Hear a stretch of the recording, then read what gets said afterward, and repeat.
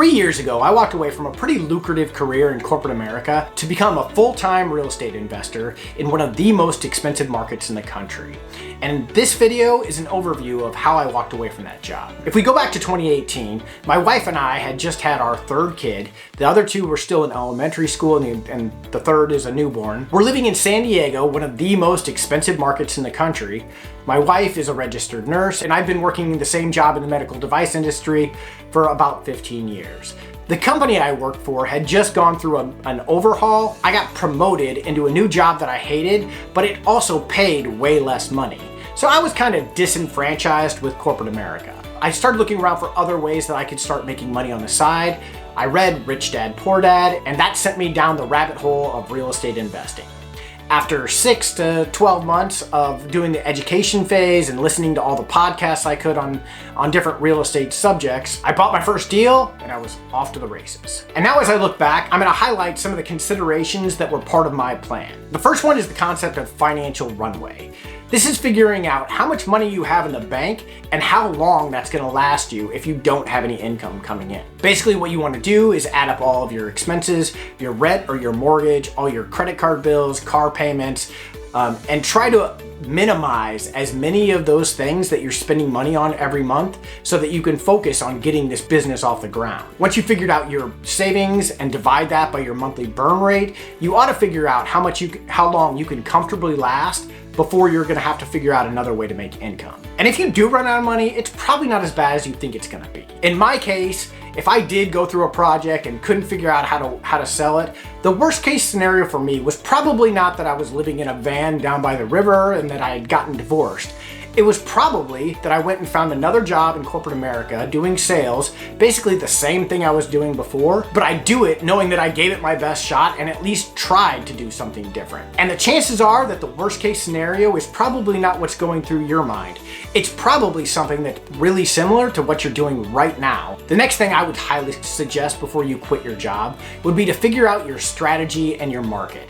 Are you wholesaling or flipping or doing apartments? What's your plan and what market are you gonna go into? If you don't have that really dialed in, I think you should spend some time thinking about that before you're even considering quitting a job. Next is where's your capital gonna come from? You don't have to put your own money into your real estate projects, but you are gonna need money both to get into projects and then to be able to fix any of the problems that come up throughout the course of a project. So you could get that from a home equity line of credit, you could get it from a rich uncle, or you could partner with somebody who's gonna be the capital and you're gonna do all the work. Real estate does take capital, but it doesn't have to be your own, and you're gonna need to figure that out before you start doing projects. So for me, I like the idea of control, and I wanted to stay in San Diego. But in San Diego, real estate's a little bit different, and the numbers usually have another zero at the end of it. So that's like, I wanted to do fewer projects, but bigger projects when I was doing them. So I settled into a development type project. My first one was gonna be an entitlement play, where I bought a house, got it entitled to add 3 more units, and then sold it.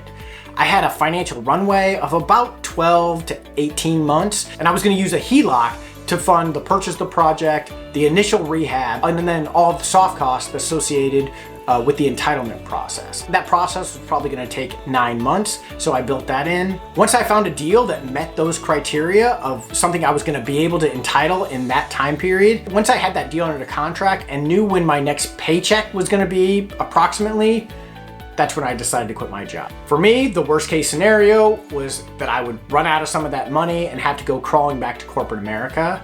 But what was even worse than that is if I didn't go after what I really wanted to, I knew that I was gonna have to live with the regret of wanting to go after a project like that and never pulling the trigger and always wondering, what if? To me, never trying was way worse than falling on my face, losing some money, and then having to crawl back to another medical device sales job in corporate America. So that's what I did. I got a deal under contract and went after it. If you've saved up some capital and it's sitting on the sidelines, maybe in an old 401k account, and you like the idea of investing in real estate, but you don't think you have the time to manage contractors or all of the other moving pieces in a real estate project, maybe it makes sense for you to partner with somebody who does this full time.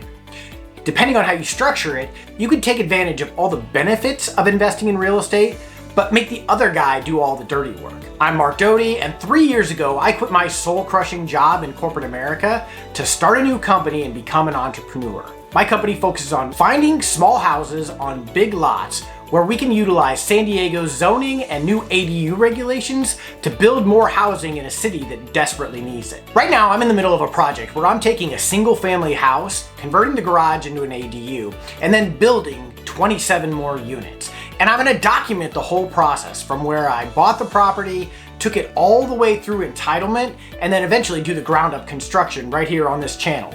If you want to watch that project unfold, like and follow the channel, and if you have interest in becoming a passive investor in a project like this one, go to my website, take a look at the pitch deck, and schedule a call. You can see how you might fit in on one of our projects.